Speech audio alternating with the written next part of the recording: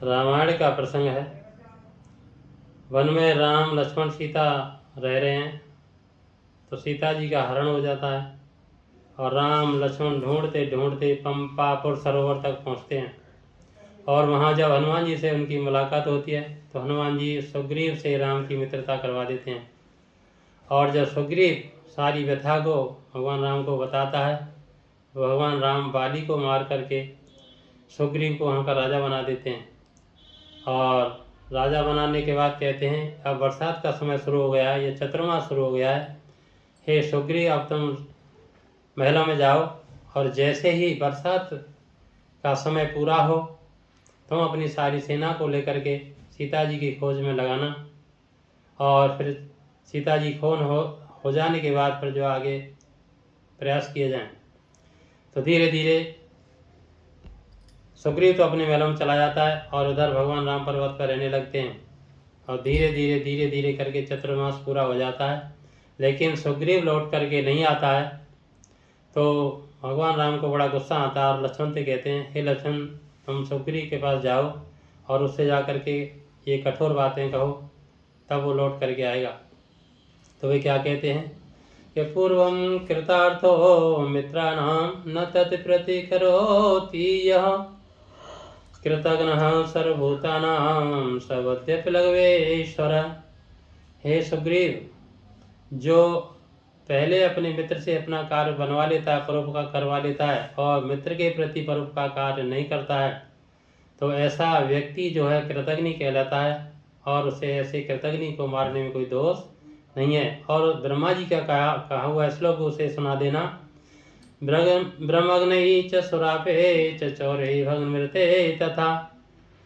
और कहना उससे कि जो व्यक्ति चोरी करता है उसका उद्धार हो सकता है, जो व्यक्ति शराब पीता है उसका भी उद्धार हो सकता है, जो व्यक्ति व्रतों को भग्न करता है उसका भी उद्धार हो सकता है। और विशेष बात यह है कि यदि कोई ब्राह्मण की हत्या कर देता है उसका भी उद्धार हो सकता है, उसके लिए प्रायश्चित का विधान है, लेकिन कृतघ्नि के लिए कोई विधान प्रायश्चित का भी नहीं है।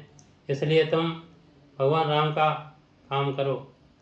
अब सोचिए, जब कोई व्यक्ति किसी से थोड़ा काम भी करवा लेता है उपकार वाला और उसके प्रति में उपकार का कार्य नहीं करता है तो बड़ा ही दुष्टकर्म माना गया, उसे कृतघ्नि कहा गया है, जिससे कि मारने में भी कोई भगवान राम दोष नहीं मानते हैं।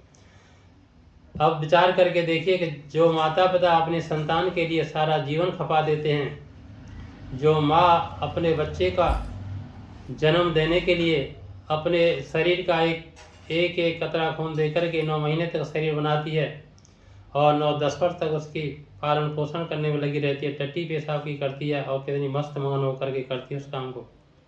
और संतान उनके प्रति दया भाव न दिखाए, सेवा चाकरी न करे।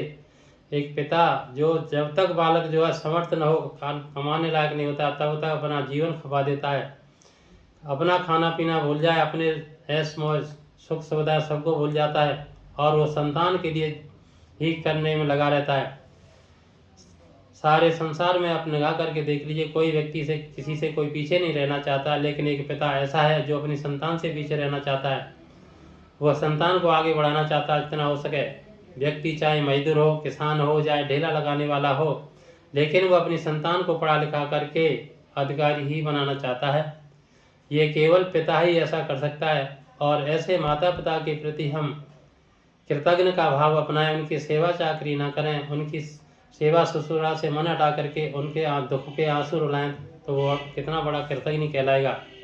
इसी संबंध में एक जगह आता है, महाभारत का प्रसंग है। जब पांडव जो वन में घूम रहे हैं, वनवास जिनका हो गया है, एक दिन दोपहरी उनको प्यास लगी हुई है, तो नकुल को भेजते हैं पानी के लिए युधिष्ठिर, और नकुल पानी के लिए जाता है। तब काफ़ी देर रुकते नहीं लौटता है। वहाँ क्या होता है कि नकुल जब पानी के पास तालाब पे पहुँचता है तो वहाँ एक यक्ष का पहरा था और वो यक्ष कहता है पहले मेरे प्रश्नों का उत्तर दो तो पानी पीना। कृष्ण वो उसका उत्तरों का जवाब नहीं दे करके पानी पीने लग जाता और यक्ष उसे बेहोश कर देता है।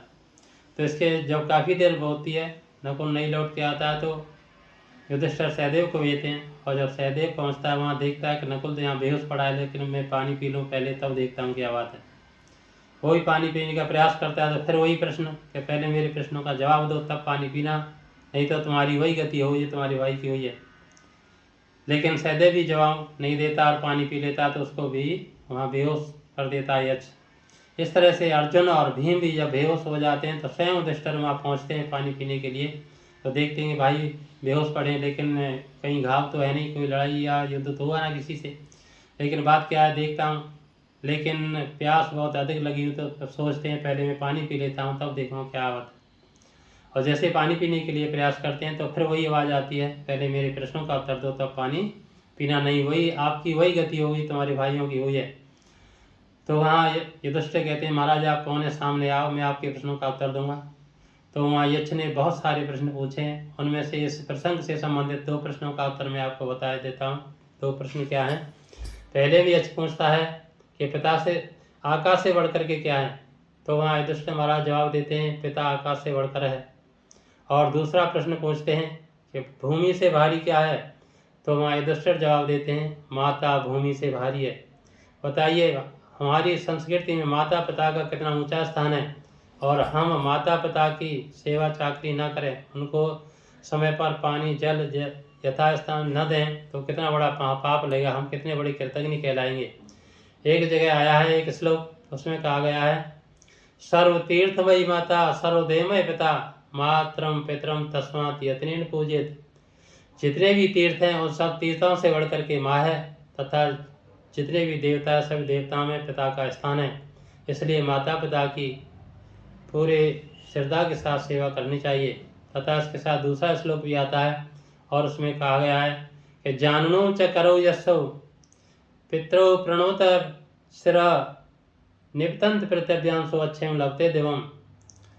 जो व्यक्ति अपने माता पिता के पास आने पर या स्वयं माता पिता के पास जाए तो वहाँ जाकर के घुटनों को जमीन में टिका करके दोनों हाथों से उनके पैर पकड़ करके उन्हें अभिवादन नमस्ते हाथ प्रणाम करना चाहिए।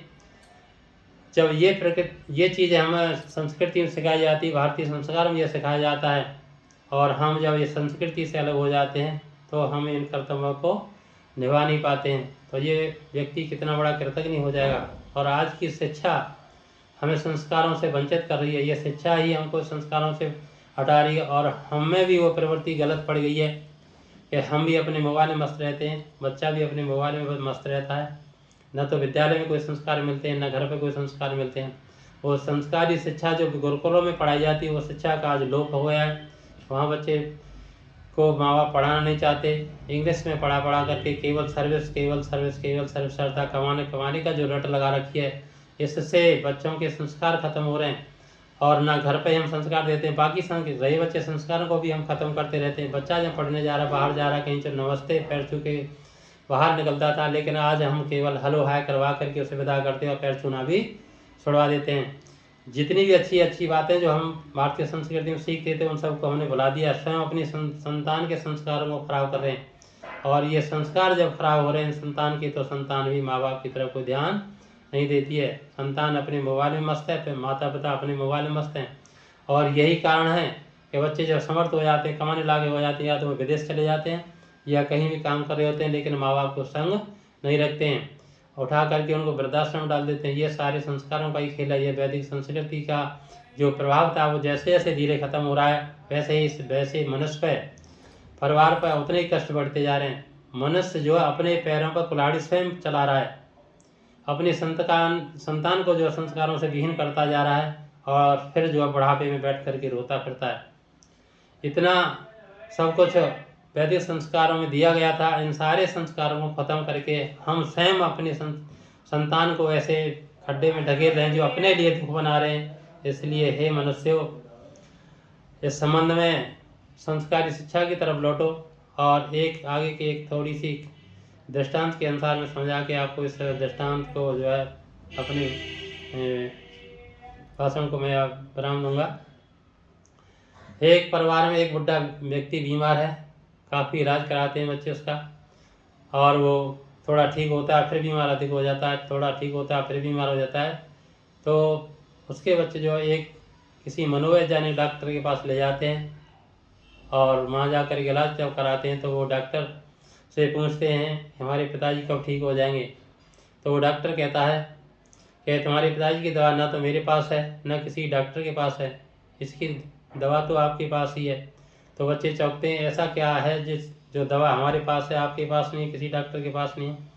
तो मनोवैज्ञानिक डॉक्टर बताता है कि ये बता रहे हैं कि जब से बच्चे पैदा हुए हैं तब से मेरा ध्यान इन बच्चों में रहा, मेरा सारा जीवन इनके प्रति बन गया। जो छुट्टियाँ हुआ करती थी या जितना समय मिलता था मेरा इन बच्चों के लिए निकलता था, और मेरा इतना मोह बढ़ गया इनके प्रति कि मैं इनके बिना रह नहीं पाता हूँ। और ये एक तो विदेश चला गया है, एक अपनी ड्यूटी पे बाहर रहता है, और तुम वकील हो, तुम अपने कोर्ट चले जाते हो। केवल दवाई इलाज तो चलता रहता है, लेकिन कोई भी इनके पास बैठने का समय नहीं निकलता है। और ये थोड़ा आराम मिलता है दवाइयों से, और फिर उस बातों को सोच सोच कर फिर दोबारा से बीमार हो जाते हैं।